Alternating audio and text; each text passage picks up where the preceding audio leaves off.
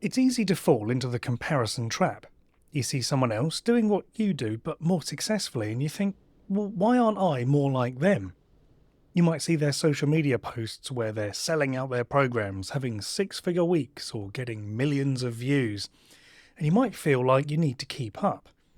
But is any of this actually real? Remember that social media makes it really easy to create the illusion of success. But more importantly, is what they have really what you want?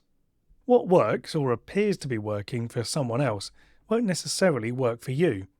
It's highly unlikely that your starting point or circumstances are comparable. They might have started with an email list from their old job with perfect clients, and that makes that six-figure week really easy because they send one email and get loads of responses from clients who are ready to buy. Maybe they've got years of experience that you don't, or they've got all those contacts that will refer clients to them. Whatever their situation and experience is, it's almost certainly not the same as yours. Blindly chasing other people's success because it looks like life is working for them is risky. It's an energy and time drain, and besides, they might be going in a totally different direction to you. Instead of trying to match what others are doing, do your own thing and focus on the people who really want what you're doing. When you're clear on who you want to work with, you can create something that both appeals to them and is true to you. That's your niche right there, and it can't be compared to anyone else. After all, who can do you better than you?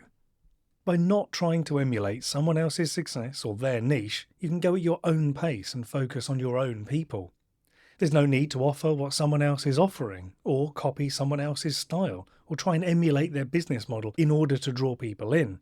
You can just take your time, operate at your own pace, and show up consistently in your own way. When you find your own niche and focus your marketing on reaching that niche, there's more long-term security in your approach and you'll grow not only yourself but also your client list. Spend time articulating your ideas and perspectives in ways that speak to your ideal client, and your marketing content will become clearer and more confident. People will respond because you're enabling them to learn and develop their understanding of where they are now and where they want to be. What's more, it's sustainable. The people you reach and the responses you get are authentic. They're responding to you and not the version of the person whose success you're chasing. So you don't have to keep pretending to be someone you're not. So you might be thinking, well, this is all very well, Simon, but this person I follow on social media is reaching millions of people. How will my message ever be heard? Well, other people's noise is just that. It's noise. When you focus on that noise, it can feel like you'll never cut through and that you'll always be drowned out. But that's the joy of the world.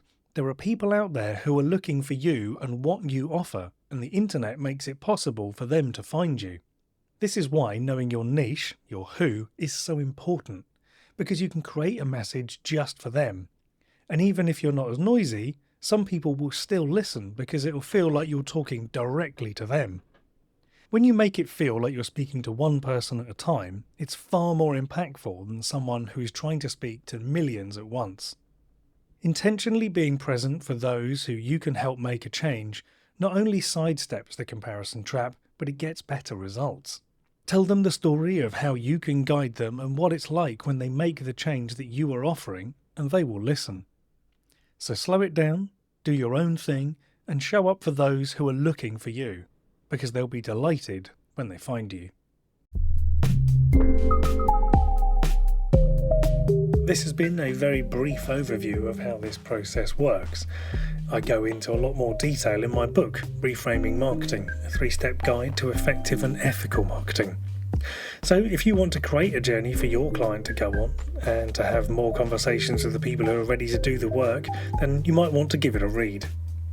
You can order your copy directly from me at reframingmarketing.com. Thanks very much for listening, and I hope this podcast has got you thinking. If you'd like to get a notification of when the next episode is released, then simply press the follow button wherever you're listening to this podcast.